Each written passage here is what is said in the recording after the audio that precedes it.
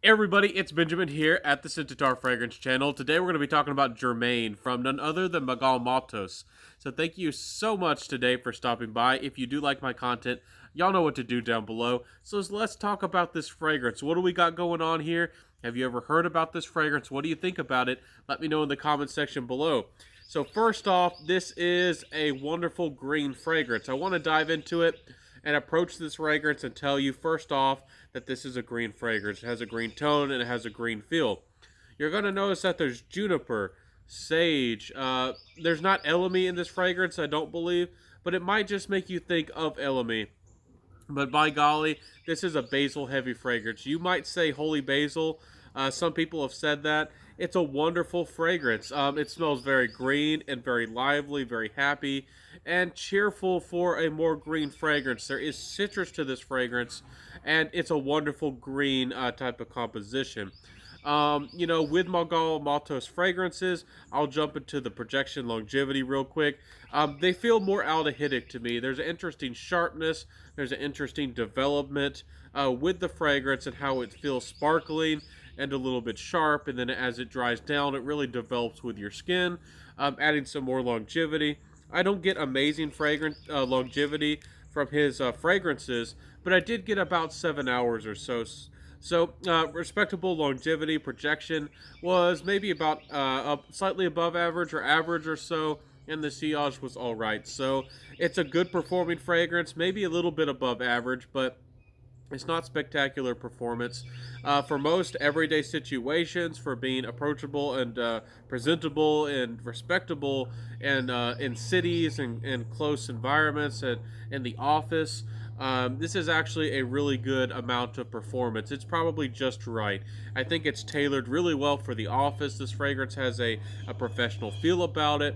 Gentlemen out there, you're going to love this fragrance. I will talk about some fragrances at the end of the video that maybe you would be interested in comparison to this fragrance. But this is a really nice fragrance. And again, if I didn't say it at first, if you've never had a geranium focused fragrance, a lot of the classic men's fragrances use geranium in a really big way. It smells like a fresh green rose. It's a cousin to rose, it's in the same family. And it smells really gentlemanly, really respectable, and it's a really nice note. It has fallen a little bit out of popularity in the last decade or so. I don't think it feels vintage at all, and it can be used really well. But using it as the focal point of the fragrance does make this thing perhaps this fragrance smell perhaps a little bit more on the vintage side of things.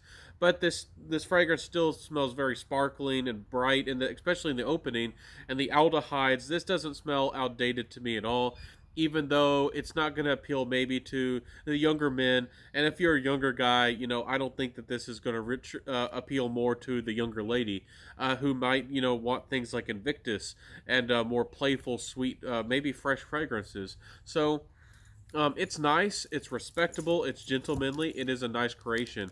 Again, with the compliment factor, I mentioned it's kind of age demographic. I think that this is more for maybe the mature man. I still feel, even though that this really isn't a vetiver fragrance, I still feel like it has a little bit of that vetiver tone. If you do like, that style of fragrances that are more gentlemanly, things like Grey Vetiver, by Tom Ford, you might just like this fragrance. I do think that there maybe are some better alternatives, but this is a nice fragrance, I do have to say.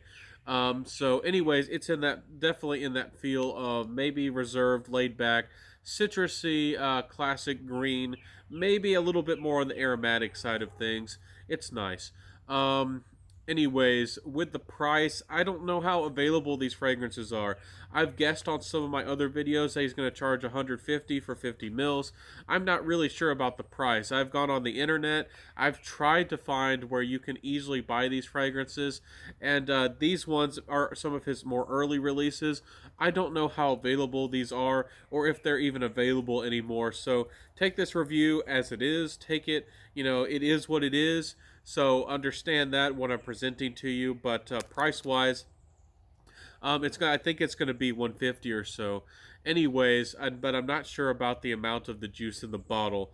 Anyways, these were kindly provided from me from George Zaharoff. I'm not sure if he's a big friend with Miguel Matos, but he was very generous to do that. Again, thank you, George. You're a bright, a great energy and a person in the community, and we definitely respect you. And you're always friendly and courteous. So thank you so much for that. We appreciate you, and I appreciate these samples. And my final thoughts for the price. For this kind of style fragrance, there are some very popular, well-made fragrances that have some geranium or capture that feel of a fragrance. I think that Eau Sauvage is a masterpiece. I think it needs to be respected and acknowledged for how good of a fragrance it is. Even the reformulation is a stunner of a fragrance, and I heavily recommend it and suggest it more for the gentleman. It has better performance, and I find this smell of it to be more attractive than this. So I would recommend that one. Another great recommendation is Terre d'Hermes. Truly, any of them, any of the flankers, as far as I know, would be a good choice. Y'all know that I gravitate towards the Eau Fresh flanker. It smells brighter. The orange in the opening doesn't have that mustiness. It doesn't smell old.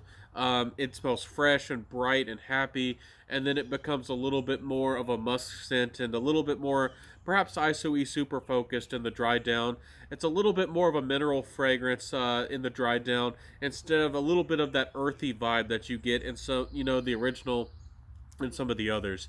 Anyways, this is a nice fragrance if you're a gentleman out there, if you truly love the smell of geranium, if you love green fragrances, if you do like something that's retro, something that's a blend of the old and the new.